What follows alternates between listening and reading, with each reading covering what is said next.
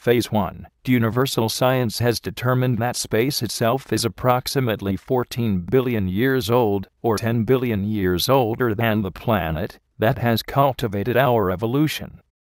So in consideration of the fairly incredible progress we've made over the past 10,000 years, time in which we left the Stone Age and developed languages to help us express and share our ideas, it's more than reasonable to deduce that it's ridiculously naive for us to ask questions like, are we alone in the universe?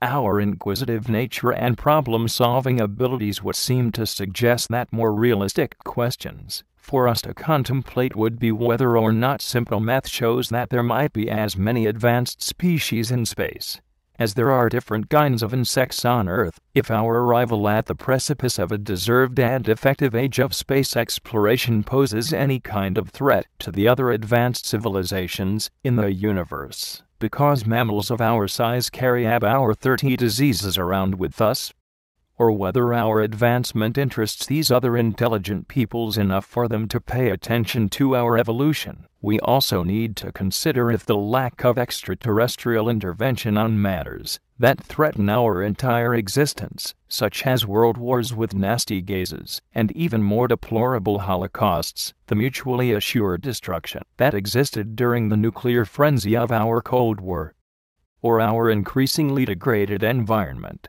that continues to be poison for silly short-term concerns like maximized profits, if their lack of intervention amounts to undeniable evidence that human evolution is a human responsibility, we need to think about whether any demise we could inflict upon ourselves would have any impact whatsoever on the other highly intelligent civilizations who have been conducting life without any help from us for eons. If there could be other rudimentary civilizations capable of evolving faster than us, despite the fact that they might currently think Bronze Age tools are fantastic innovations, whether we were even the first species from this planet to search for cosmic awareness, how long it might take for us to achieve meaningful interactions with the other advanced species who already know a lot about how the universe works, or, perhaps most importantly, why mankind is the only species capable of spaceflight at this point in time that fails to identify ourselves as the humans of Earth.